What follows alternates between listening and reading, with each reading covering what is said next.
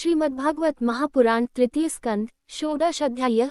जय विजय का वैकुंठ से पतन। श्री ब्रह्मा जी ने कहा, देवगण, जब योगनिष्ठ सनकादि मुनियों ने इस प्रकार स्तुति की, तब वैकुंठ निवास श्रीहरि ने उनकी प्रशंसा करते हुए यह कहा। श्री भगवान ने कहा, मुनिगण, ये जय विजय मेरे पार्षद हैं। उन्होंने मेरी कुछ भी परवाह न करके आपका बहुत बड़ा अपराध किया है।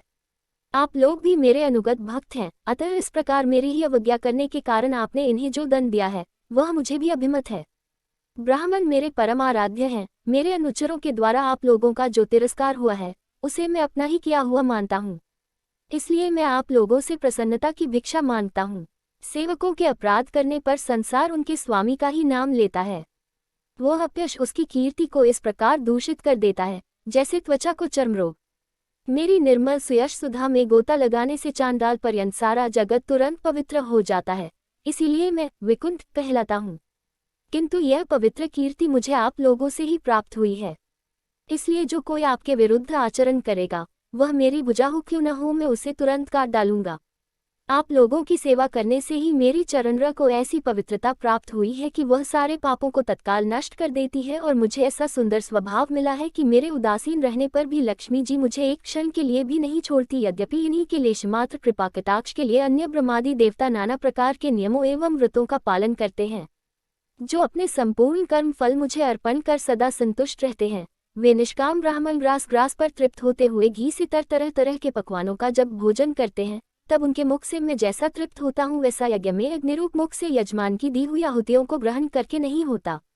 योगमाया का अखंड और असीम ऐश्वर्य मेरे अधीन है, तथा मेरी चरणोत्करूपिणी गंगा जी चंद्रमा को मस्तक पर धारण करने वाले भगवान शंकर के सहित समस्त लोकों को पवित्र करती हैं। ऐसा परम पवित्र एवं परमेश्वर होकर भी मैं जिनकी पवित्र चरण रज को अपने मुकुट पर धारण करता हूँ, उन ब्राह्मणों के कर्म को कौन नहीं सहन करेगा। ब्राह्मण, दूध देने वाली गौएं और अनाथ प्राणी ये मेरे ही शरीर हैं। पापों के द्वारा विवेक दृष्टि नष्ट हो जाने के कारण जो लोग इन्हें मुझसे भिन्न समझते हैं, उन्हें मेरे द्वारा नियुक्त यमराज के गृह जैसे दूध जो सर्प के समान क्रोधी है, अत्यंत क्रोधित होकर अपनी चोंचों से नोचते हैं। ब्राह्मण तिरस्कार पूर्वक कटुभाषण भी करे तो भी जो उसमें मेरी भावना मुखकमल से उसका आदर करते हैं, तथा जैसे रूठे हुए पिता को पुत्र और आप लोगों को मैं मानता हूँ, उसी प्रकार जो प्रेमपूर्ण वचनों से प्रार्थना करते हुए उन्हें शांत करते हैं, वे मुझे अपने वश में कर लेते हैं। मेरे इन सेवकों ने मेरा अभिप्राय न समझकर ही आप लोगों का अपमान किया है। इसलिए मेरे अनुरोध से आप केवल इतनी कृपा कीजिए कि इनका यह निर्वासन काल शीघ्र ही समाप्त हो जाए। ये अपने अपराध के अनुरूप अधम गति को भोगकर शीघ्र ही मेरे पास लौट आएं। श्री ब्रह्मा जी कहते हैं, देवताओं, सनकादि मुनि क्रोधरूप सर्प से डसे हुए थे, तो भी उनका चित अंतःकरण को प्रकाशित करने वाली भगवान की मंत्रमयी सुमधुर वाणी सुनते सुनते तृप्त नहीं हुआ। भगवान की उक्ति बड़ी ही मनोहर और थोड़े अक्षरों वाली थी, किंतु वह इतनी अर्थपूर्ण, सारयुक्त, दुर्विज्ञेय और गंभीर थी कि बहुत ध्यान देकर सुनने और विचार करने पर भी वे यह न जान सके कि भगवान क्या करना चाहते हैं। भगवान की इस अद्भुत उदारता को देखकर वे बहुत आनंदित हुए और उनका अंग अंग पुलकित हो गया। फिर योगमाया के प्रभाव से अपने परम ऐश्वर्य का प्रभाव प्रकट करने वाले प्रभु से वे हाथ जोड़कर कहने लगे। मुनियों ने कहा, स्वप्रकाश भगवान, आप सर्वेश्वर होकर भी जो यह कह रहे हैं कि यह आपने मुझ पर बड़ा अनुग्रह किया, सो इससे आपका क्या अभिप्राय है, यह हम नहीं जान सके हैं। प्रभु, आप ब्राह्मणों के परम हितकारी हैं। इससे लोक शिक्षा के लिए आप भले ही ऐसा माने कि ब्राह्मण मेरे आराध्य देव हैं। वस्तुतः तो ब्राह्मण तथा देवताओं के भी देवता ब्रह्मादि के भी आप ही आत्मा और आराध्य देव हैं। सनातन धर्म आपसे ही उत्पन्न हुआ है। आपके अवतारों द्वारा ही समय समय पर उसकी रक्षा होती है, तथा निर्विकार स्वरूप आप ही धर्म के परम गुह्य रहस्य है, यह शास्त्रों का मत है। आपकी कृपा से निवृत्तिप्रायण योगीजन सहज में ही मृत्यु रूप संसार सागर से पार हो जाते हैं। फिर भला दूसरा कोई आप पर क्या कृपा कर सकता है। दूसरे अर्थार्थी जन जिनकी चरणरज सर्वदा अपने मस्तक पर धारण करते हैं, वे लक्ष्मी जी निरंतर आपकी सेवा में लगी रहती हैं। सो ऐसा जान पड़ता है कि भाग्यवान भक्तजन आपके चरणों पर जो नूतन तुलसी की मालाएं अर्पण करते हैं, उन पर गुंजार करते हुए भौरों के समान वे भी आपके पाद पद्मों को ही अपना निवास स्थान बनाना चाहती हैं। किंतु अपने पवित्र चरित्रों से निरंतर सेवा में तत्पर रहने वाली उन लक्ष्मी जी का भी आप विशेष आदर नहीं करते। आप तो अपने भक्तों से ही विशेष प्रेम रखते हैं। आप स्वयं ही संपूर्ण भजनीय गुणों के आश्रय हैं। क्या जहाँ तहाँ विचरते हुए ब्राह्मणों के चरणों में लगने से पवित्र हुई मार्ग की धूलि और श्रीवत्स का चिन्ह आपको पवित्र कर सकते हैं? क्या इनसे आपकी शोभा बढ़ सकती है? आप साक्षात धर्म स्वरूप हैं। आप सत्यादि तीनों युगों में प्रत्यक्ष रूप से विद्यमान रहते हैं तथा ब्राह्मण और देवताओं के लिए तप, शौच और दया अपने इन 3 चरणों से इस चराचर जगत की रक्षा करते हैं। अब आप अपनी शुद्ध सत्वमयी वरदायनी मूर्ति से हमारे धर्म विरोधी रजोगुण तमोगुण को दूर कर दीजिए देव। यह ब्राह्मण कुल आपके द्वारा अवश्य रक्षणीय है। यदि साक्षात धर्मरूप होकर भी आप सुमधुर वाणी और पूजनादि के द्वारा इस उत्तम कुल की रक्षा न करें तो आपका निश्चित किया हुआ कल्याण मार्ग ही नष्ट हो जाए, क्योंकि लोक तो श्रेष्ठ पुरुषों के आचरण को ही प्रमाण रूप से ग्रहण करता है। प्रभो, आप सत्वगुण की खान हैं और सभी जीवों का कल्याण करने के लिए उत्सुक हैं। इसी से आप अपनी शक्तिरूप राजा आदि के द्वारा धर्म के शत्रुओं का संहार करते हैं, क्योंकि वेदमार्ग का उच्छेद आपको अभीष्ट नहीं है। आप त्रिलोकीनाथ और जगत प्रतिपालक होकर भी ब्राह्मणों के प्रति इतने नम्र रहते हैं, इससे आपके तेज की कोई हानि नहीं होती, यह तो आपकी लीला मात्र है। सर्वेश्वर, इन द्वारपालों को आप जैसा उचित समझे वैसा दंड दे अथवा पुरस्कार रूप में इनकी वृत्ति बढ़ा दे। हम निष्कपट भाव से सब प्रकार आपसे सहमत हैं, अथवा हमने आपके इन निरपराध अनुचरों को शाप दिया है, इसके लिए हम ही को उचित दंड दे, हमें वह भी सहर्ष स्वीकार है। श्री भगवान ने कहा, मुनिगण, आपने इन्हें जो शाप दिया है सच जानिए, वह मेरी ही प्रेरणा से हुआ है। अब ये शीघ्र ही दैत्ययोनि को प्राप्त होंगे और वहां क्रोधावेश से बढ़ी हुई एकाग्रता के कारण सुदृढ़ योग संपन्न होकर फिर जल्दी ही मेरे पास लौट आएंगे। श्री ब्रह्मा जी कहते हैं, तदनंतर उन मुनीश्वरों ने नयनाभिराम भगवान विष्णु और उनके स्वयं प्रकाश वैकुंठ धाम के दर्शन करके प्रभु की परिक्रमा की और उन्हें प्रणाम कर तथा उनकी आज्ञा पा भगवान के ऐश्वर्य का वर्णन करते हुए प्रमुदित हो वहां से लौट गए। फिर भगवान ने अपने अनुचरों से कहा, जाओ, मन में किसी प्रकार का भय मत करो, तुम्हारा कल्याण होगा। मैं सब कुछ करने में समर्थ होकर भी ब्रह्मतेज को मिटाना नहीं चाहता, क्योंकि ऐसा ही मुझे अभिमत भी है। एक बार जब मैं योग निद्रा में स्थित हो गया था, तब तुमने द्वार में प्रवेश करती हुई लक्ष्मी जी को रोका था। उस समय उन्होंने क्रुद्ध होकर पहले ही तुम्हें यह शाप दे दिया था। अब दैत्ययोनि में मेरे प्रति क्रोधाकार वृत्ति रहने से तुम्हें जो एकाग्रता होगी, उससे तुम इस विपरीत तिरस्कारजनित पाप से मुक्त हो जाओगे और फिर थोड़े ही समय में मेरे पास लौट आओगे। द्वारपालों को इस प्रकार आज्ञा दे, भगवान ने विमानों की श्रेणियों से सुसज्जित अपने सर्वाधिक श्री संपन्न धाम में प्रवेश किया। वे देवश्रेष्ठ जय विजय तो ब्रह्मशाप के कारण उस अलंघनीय भगवत धाम में ही श्रीहीन हो गए तथा उनका सारा गर्व गलित हो गया। पुत्रों, फिर जब वे वैकुंठलोक से गिरने लगे, तब वहां श्रेष्ठ विमानों पर बैठे हुए वैकुंठवासियों में महान हाहाकार मच गया। इस समय दिति के गर्भ में स्थित जो कश्यप जी का उग्र तेज है, उसमें भगवान के उन पार्षद प्रवरों ने ही प्रवेश किया है। उन दोनों असुरों के तेज से ही तुम सबका तेज फीका पड़ गया है। इस समय भगवान ऐसा ही करना चाहते हैं, जो आदिपुरुष संसार की उत्पत्ति, स्थिति और लय के कारण हैं, जिनकी योगमाया को बड़े बड़े योगीजन भी बड़ी कठिनता से पार पाते हैं। वे सत्वादि तीनों गुणों के नियंता श्रीहरि ही हमारा कल्याण करेंगे। अब इस विषय में हमारे विशेष विचार करने से क्या लाभ हो सकता है। तृतीय स्कंध, सप्तदश अध्याय। हिरण्यकशिपु और हिरण्याक्ष का जन्म तथा हिरण्याक्ष की दिग्विजय। श्री मैत्रेय जी ने कहा, विदुर जी, ब्रह्मा जी के कहने से अंधकार का कारण जानकर देवताओं की शंका निवृत्त हो गई और फिर वे सब स्वर्गलोक को लौट आए।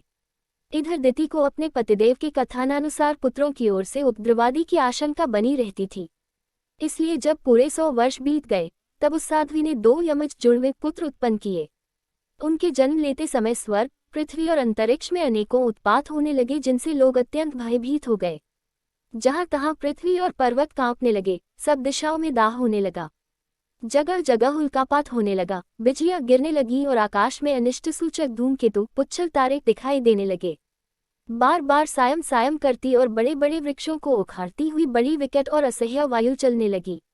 उस समय आंधी उसकी सेना और उमड़ती हुई धूल ध्वजा के समान जान पड़ती थी। बिजली जोर जोर से चमककर मानो खिलखिला रही थी। घटाओं ने ऐसा सघन रूप धारण किया कि सूर्य, चंद्र आदि ग्रहों के लुप्त हो जाने से आकाश में गहरा अंधेरा छा गया। उस समय कहीं कुछ भी दिखाई न देता था। समुद्र दुखी मनुष्य की भांति कोलाहल करने लगा, उसमें ऊंची ऊंची तरंगें उठने लगी और उसके भीतर रहने वाले जीवों में बड़ी हलचल मच गई। नदियों तथा अन्य जलाशयों में भी बड़ी खलबली मच गई और उनके कमल सूख गए। सूर्य और चंद्रमा बार बार ग्रसे जाने लगे तथा उनके चारों ओर अमंगल सूचक मंडल बैठने लगे। बिना बादलों के ही गरजने का शब्द होने लगा तथा गुफाओं में से रथ की घरघराहट का सा शब्द निकलने लगा। गांव में गीदड़ और उल्लुओं के भयानक शब्द के साथ ही सियारियां मुख से दहकती हुई आग उगलकर बड़ा अमंगल शब्द करने लगी। जहाँ तहाँ कुत्ते अपनी गर्दन ऊपर उठाकर कभी गाने कभी रोने के समान भांति भांति के शब्द करने लगे। विदुर जी, झुंड के झुंड गधे अपने कठोर खुरों से पृथ्वी खोदते और रेंकने का शब्द करते मतवाले होकर इधर उधर दौड़ने लगे। पक्षी गधों के शब्द से डरकर रोते चिल्लाते और अपने घोंसलों से उड़ने लगे। अपनी खिरकों में बंधे हुए और वन में चरते हुए गाय, बैल आदि पशु डर के मारे मलमूत्र त्यागने लगे। गौएं ऐसी डर गईं कि दोहने पर उनके थनों से खून निकलने लगा। बदल पीप की वर्षा करने लगे। देव मूर्तियों की आंखों से आंसू बहने लगे और आंधी के बिना ही वृक्ष उखड़ उखड़ कर गिरने लगे। शनि, राहु आदि क्रूर ग्रह प्रबल होकर चंद्र, बृहस्पति आदि सौम्य ग्रहों तथा बहुत से नक्षत्रों को लांघकर वक्रगति से चलने लगे तथा आपस में युद्ध करने लगे। ऐसे ही और भी अनेकों भयंकर उत्पात देखकर सनकादि के सिवा और सब जीव भयभीत हो गए तथा उन उत्पातों का मर्म न जानने के कारण उन्होंने यही समझा कि अब संसार का प्रलय होने वाला है। वे दोनों आदित्य जन्म के अनंतर शीघ्र ही अपने फौलाद के समान कठोर शरीरों से बढ़कर महान पर्वतों के सदृश हो गए तथा उनका पूर्व पराक्रम भी प्रकट हो गया। वे इतने ऊंचे थे कि उनके सुवर्ण मुकुटों का अग्रभाग स्वर्ग को स्पर्श करता था और उनके विशाल शरीरों से सारी दिशाएं आच्छादित हो जाती थीं। उनकी भुजाओं में सोने के बाजूबंद चमचमा रहे थे। पृथ्वी पर जो वे एक एक कदम रखते थे उससे भूकंप होने लगता था और जब वे खड़े होते थे तब उनकी जगमगाती हुई चमकीली करधनी से सुशोभित कमर अपने प्रकाश से सूर्य को भी मात करती थी। वे दोनों यमज थे। प्रजापति कश्यप जी ने उनका नामकरण किया। उनमें से जो उनके वीर्य से दिति के गर्भ में पहले स्थापित हुआ था उसका नाम हिरण्यकशिपु रखा और जो दिति के उदर से पहले निकला वह हिरण्याक्ष के नाम से विख्यात हुआ। हिरण्यकशिपु ब्रह्मा जी के वर से मृत्यु के भय से मुक्त हो जाने के कारण बड़ा उद्धत हो गया था। उसने अपनी भुजाओं के बल से लोकपालों के सहित तीनों लोकों को अपने वश में कर लिया। वह अपने छोटे भाई हिरण्याक्ष को बहुत चाहता था और वह भी सदा अपने बड़े भाई का प्रिय कार्य करता रहता था। एक दिन वह हिरण्याक्ष हाथ में गदा लिए युद्ध का अवसर ढूंढता हुआ स्वर्गलोक में जा पहुंचा। उसका वेग बड़ा असह्य था। उसके पैरों में सोने के नूपुरों की झनकार हो रही थी, गले में विषय सूचक माला धारण की हुई थी और कंधे पर विशाल गदा रखी हुई थी। उसके मनोबल, शारीरिक बल तथा ब्रह्मा जी के वर ने उसे मतवाला कर रखा था, इसलिए वह सर्वथा निरंकुश और निर्भय हो रहा था। उसे देखकर देवता लोग डर के मारे वैसे ही जहां तहां छिप गए, जैसे गरुड़ के डर से सांप छिप जाते हैं।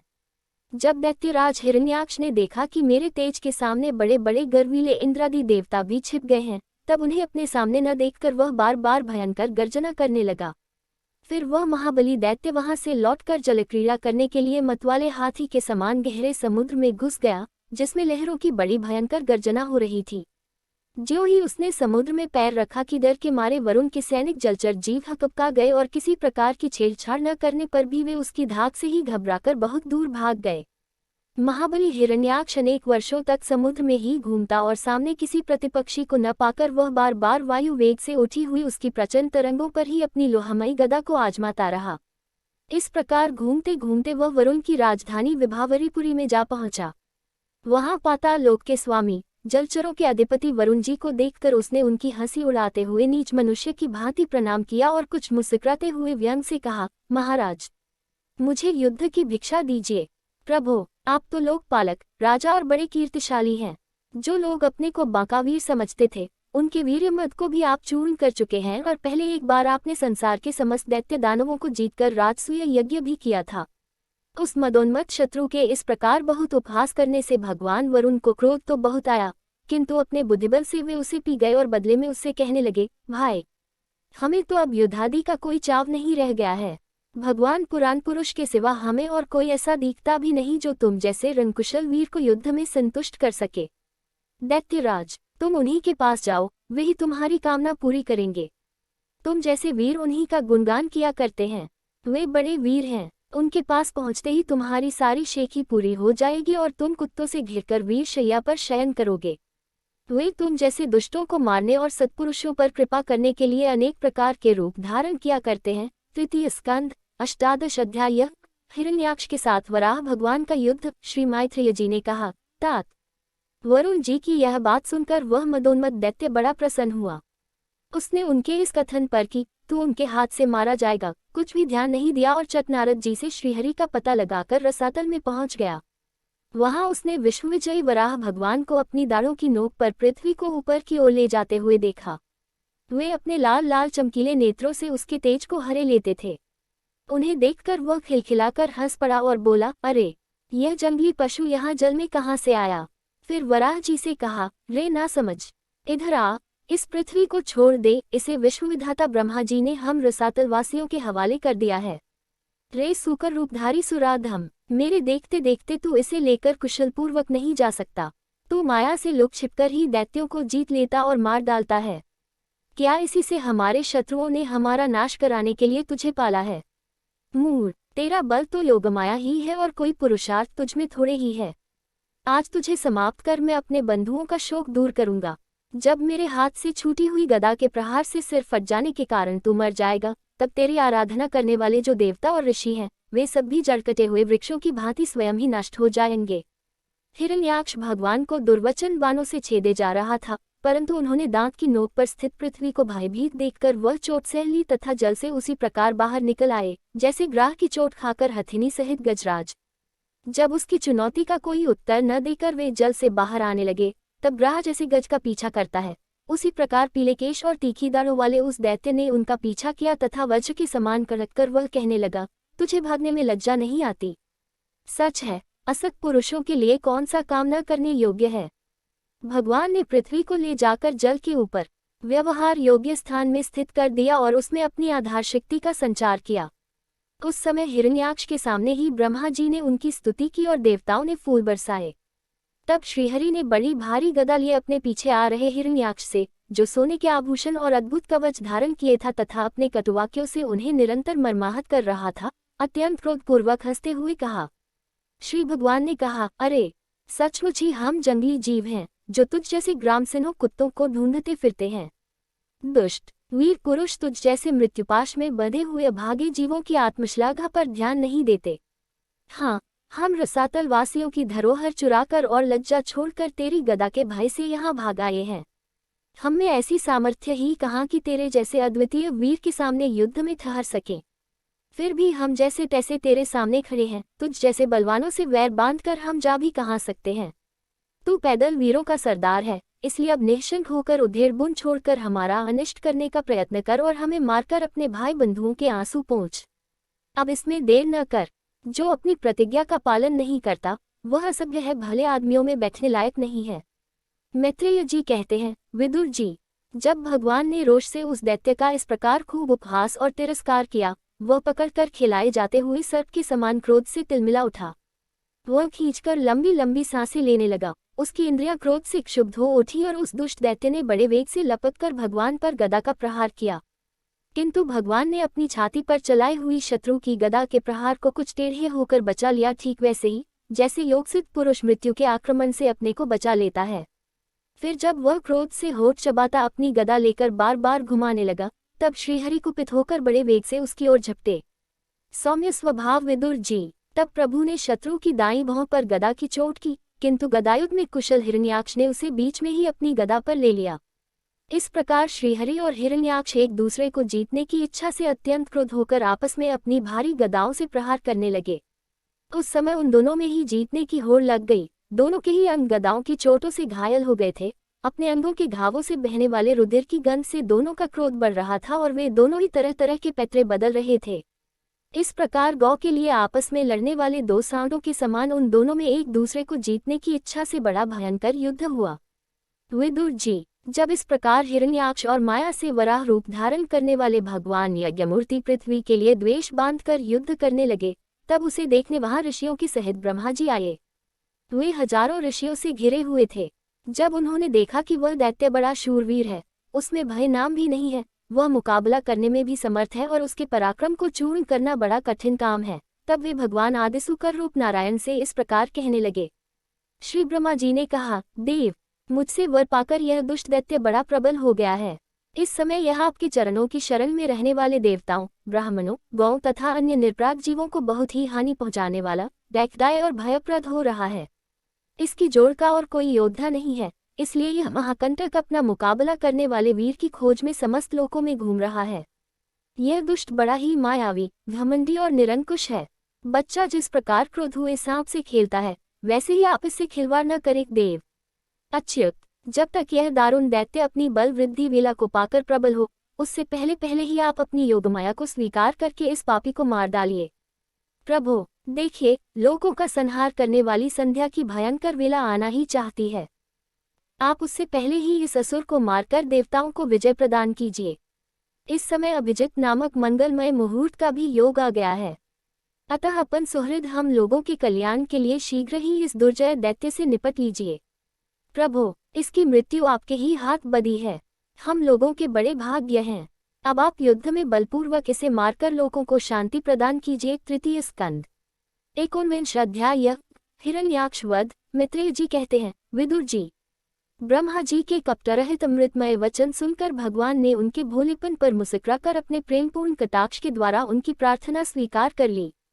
फिर उन्होंने झपटकर अपने सामने निर्भय विचरते हुए शत्रु की ठुड्डी पर गदा मारी, किंतु हिरण्याक्ष की गदा से टकराकर वह गदा भगवान के हाथ से छूट गई और चक्कर काटती हुई जमीन पर गिरकर सुशोभित हुई। किंतु यह बड़ी अद्भुत सी घटना हुई। उस समय शत्रु पर वार करने का अच्छा अवसर पाकर भी हिरण्याक्ष ने उन्हें निरस्त देखकर युद्ध धर्म का पालन करते हुए उन पर आक्रमण नहीं किया। उसने भगवान का क्रोध बढ़ाने के लिए ही ऐसा किया था। गदा गिर जाने पर और लोगों का हाहाकार बंद हो जाने पर प्रभु ने उसकी धर्म बुद्धि की प्रशंसा की और अपने सुदर्शन चक्र का स्मरण किया। चक्र तुरंत ही उपस्थित होकर भगवान के हाथ में घूमने लगा, किंतु वे अपने प्रमुख पार्षद दैत्यधम हिरण्याक्ष के साथ विशेष रूप से क्रीड़ा करने लगे। उस समय उनके प्रभाव को न जानने वाले देवताओं के ये विचित्र वचन सुनाई देने लगे, प्रभु आपकी जय हो, इसे और न खिलाइए, शीघ्र ही मार डालिए। जब हिरण्याक्ष ने देखा कि कमल दल लोचन श्रीहरि उसके सामने चक्र लिए खड़े हैं, तब उसकी सारी इंद्रियां क्रोध से तिलमिला उठी और वह लंबी सांसें लेता हुआ अपने दांतों से होंठ चबाने लगा। उस समय वह तीखी दाढ़ों वाला दैत्य अपने नेत्रों से इस प्रकार उनकी ओर घूरने लगा मानो वह भगवान को भस्म कर देगा। उसने छल कर, ले अब तू नहीं बच सकता, इस प्रकार ललकारते हुए श्रीहरि पर गदा से प्रहार किया। साधु स्वभाव विदुर जी, यज्ञमूर्ति श्री वाराह भगवान ने शत्रु के देखते देखते लीला से ही अपने बाएं पैर से उसकी वह वायु के समान वेग वाली गदा पृथ्वी पर गिरा दी और उससे कहा, अरे दैत्य, तू मुझे जीतना चाहता है, इसलिए अपना शस्त्र उठा ले और एक बार फिर वार कर। भगवान के इस प्रकार कहने पर उसने फिर गदा चलाए और बड़ी भीषण गर्जना करने लगा। गदा को अपनी ओर आते देखकर भगवान ने जहां खड़े थे वहीं से उसे आते ही अनायास इस प्रकार पकड़ लिया, जैसे गरुड़ सांपिनी को पकड़ कर ले। अपने उद्यम को इस प्रकार व्यर्थ हुआ देख उस महादित्य का घमंड ठंडा पड़ गया और उसका तेज नष्ट हो गया। अब की बार भगवान के देने पर उसने उस गदा को लेना न चाहा, किंतु जिस प्रकार कोई ब्राह्मण के ऊपर निष्फल अभिचार मारनादि प्रयोग करे, मूठ आदि चलाए, वैसे ही उसने श्री यज्ञपुरुष पर प्रहार करने के लिए एक प्रज्वलित अग्नि के समान लपलपाता हुआ त्रिशूल लिया। महाबली हिरण्याक्ष का अत्यंत वेग से छोड़ा हुआ वह तेजस्वी त्रिशूल आकाश में बड़ी तेजी से चमकने लगा। तब भगवान ने उसे अपनी तीखी धार वाले चक्र से इस प्रकार काट डाला, जैसे इंद्र ने गरुड़ जी के छोड़े हुए तेजस्वी पंख को काट डाला था। एक भगवान के चक्र से अपने त्रिशूल के बहुत से टुकड़े हुए देखकर उसे बड़ा क्रोध हुआ। उसने पास आकर उनके विशाल वक्षस्थल पर, जिस पर श्रीवत्स का चिन्ह सुशोभित है, कसकर घूंसा मारा और फिर बड़े जोर से गरजकर अंतर्धान हो गया। विदुर जी, जैसे हाथी पर पुष्पमाला की चोट का कोई असर नहीं होता, उसी प्रकार उसके इस प्रकार घूंसा मारने से भगवान आदिवराह तनिक भी टस से मस नहीं हुए। तब वह महामायावी दैत्य मायापति श्रीहरि पर अनेक प्रकार की मायाओं का प्रयोग करने लगा, जिन्हें देखकर सभी प्रजा बहुत डर गई और समझने लगी कि अब संसार का प्रलय होने वाला है। बड़ी प्रचंड आंधी चलने लगी, जिसके कारण धूल से सब ओर अंधकार छा गया। सब ओर से पत्थरों की वर्षा होने लगी, जो ऐसे जान पड़ते थे मानो किसी क्षेपण यंत्र कुलेल से फेंके जा रहे हों। बिजली की चमचमाहट और कड़क के साथ बादलों के घिराने से आकाश में सूर्य, चंद्र आदि ग्रह छिप गए तथा उनसे निरंतर पीप, केश, रुधिर, विष्ठा, मूत्र और हड्डियों की वर्षा होने लगी। विदुर जी, ऐसे ऐसे पहाड़ दिखाई देने लगे, जो तरह तरह के अस्त्र शस्त्र बरसा रहे थे। हाथ में त्रिशूल लिए बाल खोले नंगी राक्षसियां दिखने लगी। बहुत से पैदल, घुड़सवार, रथी और हाथियों पर चढ़े सैनिकों के साथ आताई यक्ष राक्षसों का मारो मारो, काटो काटो, ऐसा अत्यंत क्रूर और हिंसा में कोलाहल सुनाई देने लगा। इस प्रकार प्रकट हुए उस आसुरी मायाजाल का नाश करने के लिए यज्ञमूर्ति भगवान वराह ने अपना प्रिय सुदर्शन चक्र छोड़ा। उस समय अपने पति का कथन स्मरण हो आने से दिति का हृदय सहसा कांप उठा और उसके स्तनों से रक्त बहने लगा। अपना मायाजाल नष्ट हो जाने पर वह दैत्य फिर भगवान के पास आया। उसने उन्हें क्रोध से दबाकर चूर चूर करने की इच्छा से भुजाओं में भर लिया, किंतु देखा कि वे तो बाहर ही खड़े हैं। अब वह भगवान को वज्र के समान कठोर मुक्कों से मारने लगा। तब इंद्र ने जैसे वृत्रासुर पर प्रहार किया था, उसी प्रकार भगवान ने उसकी कनपटी पर एक तमाचा मारा। विश्वविजयी भगवान ने यद्यपि बड़ी उपेक्षा से तमाचा मारा था, तो भी उसकी चोट से हिरण्याक्ष का शरीर घूमने लगा, उसके नेत्र बाहर निकल आए तथा हाथ पैर और बाल छिन्न भिन्न हो गए और वह निष्प्राण होकर आंधी से उखड़े हुए विशाल वृक्ष के समान पृथ्वी पर गिर पड़ा। हिरण्याक्ष का तेज अब भी मलिन नहीं हुआ था। उस कराल दाढ़ों वाले दैत्य को दांतों से होठ चबाते पृथ्वी पर पड़ा देख वहां युद्ध देखने के लिए आए हुए ब्रह्मादि देवता उसकी प्रशंसा करने लगे कि आओ, ऐसी अलभ्य मृत्यु किसको मिल सकती है।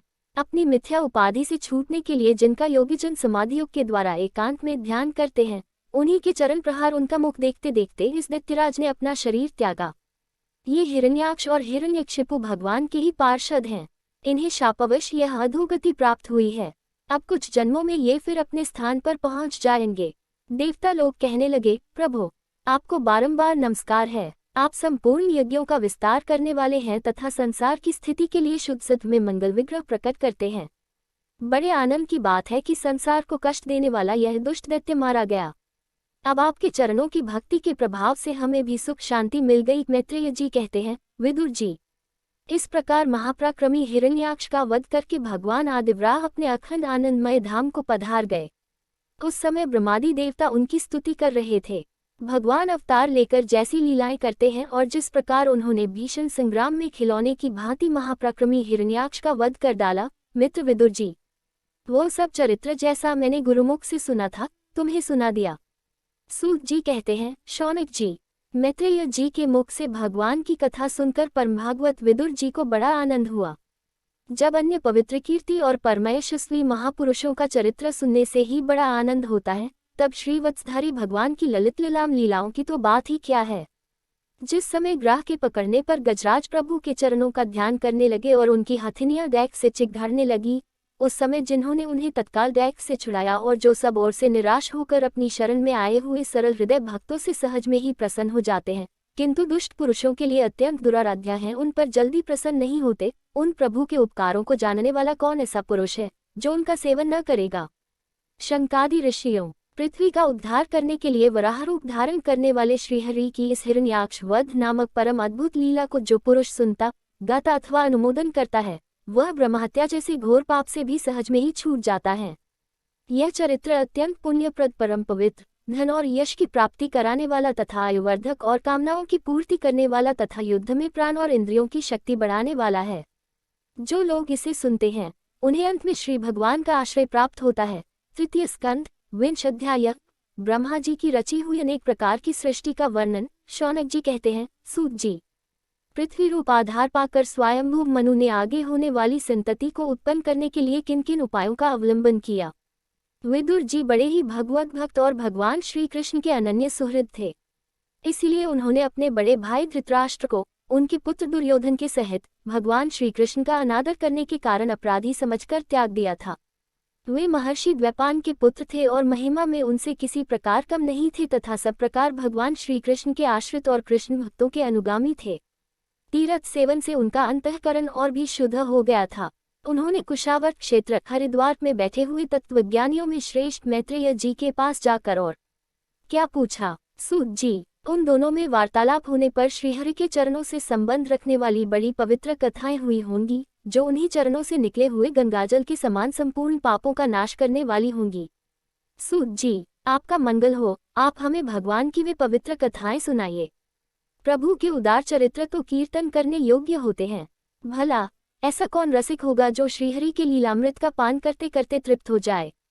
नैमिषारण्यवासी मुनियों के इस प्रकार पूछने पर उग्रश्रवा सूत जी ने भगवान में चित्त लगाकर उनसे कहा, सुनिए।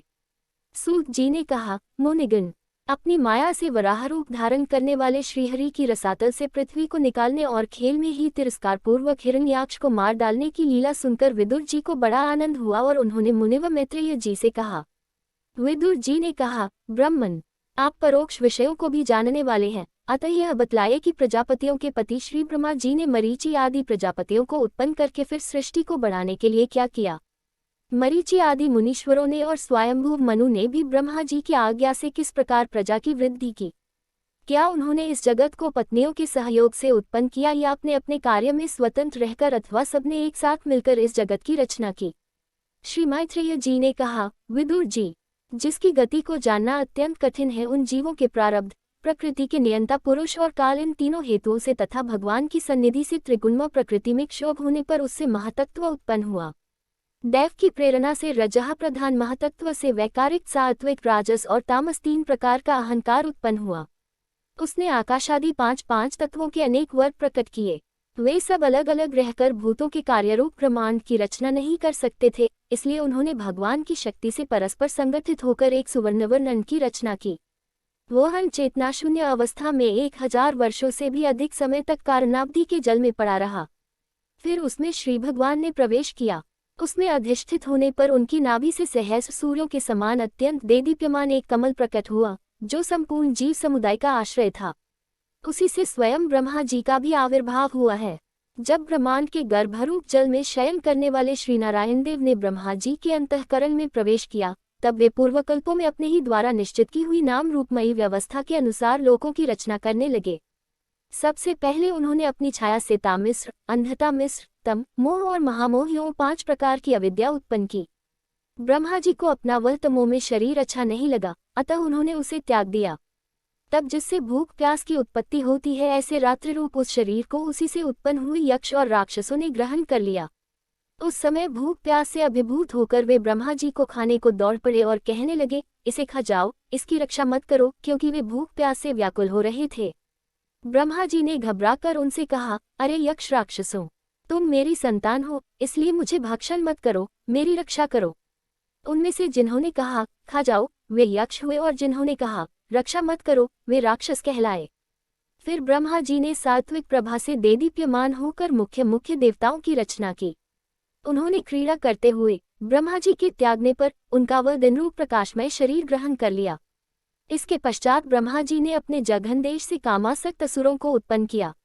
वे अत्यंत कामलोलुप होने के कारण उत्पन्न होते ही मैथुन के लिए ब्रह्मा जी की ओर चले। यह देखकर पहले तो वे हंसे, किंतु फिर उन निर्लज असुरों को अपने पीछे लगा देख भयभीत और क्रोधित होकर बड़े जोर से भागे। तब उन्होंने भक्तों पर कृपा करने के लिए उनकी भावना के अनुसार दर्शन देने वाले शरणागत वत्सल वरदायक श्रीहरि के पास जाकर कहा, ब्रह्मा जी बोले, परमात्मन, मेरी रक्षा कीजिए। मैंने तो आपकी ही आज्ञा से प्रजा उत्पन्न की थी, किंतु यह तो पाप में प्रवृत्त होकर मुझको ही तंग करने चली है। नाथ, एकमात्र आप ही दुखी जीवों का दैक दूर करने वाले हैं, और जो आपकी चरण शरण में नहीं आते, उन्हें दैक देने वाले भी एकमात्र आप ही हैं। प्रभु तो प्रत्यक्षवत सबके हृदय की जानने वाले हैं।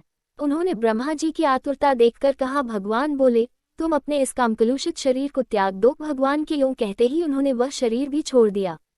ब्रह्मा जी का छोड़ा हुआ वह शरीर एक सुंदरी स्त्री संध्या देवी के रूप में परिणत हो गया। उसके चरण कमलों के पायजेब झनकृत हो रहे थे, उसकी आंखें मतवाली हो रही थीं और कमर करधनी की लीड़ों से सुशोभित सजीली साड़ी से ढकी हुई थी। उसके उभरे हुए स्तन इस प्रकार एक दूसरे से सटे हुए थे कि उनके बीच में कोई अंतर ही नहीं रह गया था। उसकी नासिका और दंतावली बड़ी ही सुघड़ थी तथा वह मधुर मधुर मुस्कुराती हुई असुरों की ओर हाव भावपूर्ण दृष्टि से देख रही थी। वह नीली नीली अलकावली से सुशोभित सुकुमारी मानो लज्जा के मारे अपने अंचल में ही सिमटी जाती थी। विदुर जी, उस सुंदरी को देखकर सब के सब असुर मोहित हो गए। अहो, इसका कैसा विचित्र रूप, कैसा अलौकिक धैर्य और कैसी नई अवस्था है। देखो, हम कामपीड़ितों के बीच में यह कैसी बेपरवाह सी विचर रही है। इस प्रकार उन कुबुद्धि दैत्यों ने स्त्री रूपिणी संध्या के विषय में तरह तरह के तर्क वितर्क करके फिर उसका बहुत आदर करते हुए प्रेमपूर्वक पूछा, सुंदरी, तुम कौन हो और किसकी पुत्री हो? भामिनी, यह तुम्हारे आने का क्या प्रयोजन है? तुम अपने अनूप रूप का यह बेमोल सौदा दिखाकर हम अभागों को क्यों तरसा रही हो? अब ले, तुम कोई भी क्यों न हो, हमें तुम्हारा दर्शन हुआ यह बड़े सौभाग्य की बात है। तुम अपनी गेंद उछाल उछाल कर तो हम दर्शकों के मन को मथे डालती हो।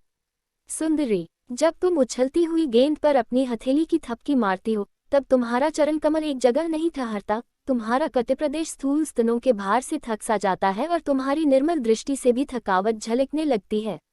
अहो, तुम्हारा केशपाश कैसा सुंदर है। इस प्रकार स्त्री रूप से प्रकट हुई उस सायंकालीन संध्या ने उन्हें अत्यंत कामासक्त कर दिया और उन मूलों ने उसे कोई रमणीय रत्न समझकर ग्रहण कर लिया। तदनंतर ब्रह्मा जी ने गंभीर भाव से हंसकर अपनी कांतिमयी मूर्ति से, जो अपने सौंदर्य का मानो आप ही आस्वादन करती थी, गंधर्व और अप्सराओं को उत्पन्न किया। उन्होंने ज्योत्सना चंद्रिका रूप अपने उस कांतिमय प्रिय शरीर को त्याग दिया। उसी को विश्वावसु आदि गंधर्वों ने प्रसन्नतापूर्वक ग्रहण किया। इसके पश्चात भगवान ब्रह्मा ने अपनी तंद्रा से भूत पिशाच उत्पन्न किए। उन्हें दिगंबर, वस्त्रहीन और बाल बिखेरे देख उन्होंने आंखें मूंद लीं। ब्रह्मा जी के त्यागे हुए उस जन्मरूप शरीर को भूत पिशाचों ने ग्रहण किया। इसी को निद्रा भी कहते हैं, जिससे जीवों की इंद्रियों में शिथिलता आती देखी जाती है। यदि कोई मनुष्य झूठे मुंह सो जाता है तो उस पर भूत पिशाच आदि आक्रमण करते हैं, उसी को उन्माद कहते हैं। फिर भगवान ब्रह्मा ने भावना की कि मैं तेजो में हूँ और अपने अदृश्य रूप से साध्यगण एवं पितृगण को उत्पन्न किया। पितरों ने अपनी उत्पत्ति के स्थान उस अदृश्य शरीर को ग्रहण कर लिया। इसी को लक्ष्य में रखकर पंडितजन श्राद्धादि के द्वारा पितर और साध्यगणों को क्रमशः कव्य पिंड और हव्य अर्पण करते हैं। अपनी तिरोधान शक्ति से ब्रह्मा जी ने सिद्ध और विद्याधरों की सृष्टि की और उन्हें अपना वह अंतर्धान नामक अद्भुत शरीर दिया। एक बार ब्रह्मा जी ने अपना प्रतिबिंब देखा, तब अपने को बहुत सुंदर मानकर उस प्रतिबिंब से किन्न और किमपुरुष उत्पन्न किए। उन्होंने ब्रह्मा जी के त्याग देने पर उनका वह प्रतिबिंब शरीर ग्रहण किया। इसीलिए ये सब उषः काल में अपनी पत्नियों के साथ मिलकर ब्रह्मा जी के गुण कर्मादि का गान किया करते हैं। एक बार ब्रह्मा जी सृष्टि की वृद्धि न होने के कारण बहुत चिंतित होकर हाथ पैर आदि अवयवों को फैलाकर लेट गए और फिर क्रोधवश उस भोगमय शरीर को त्याग दिया।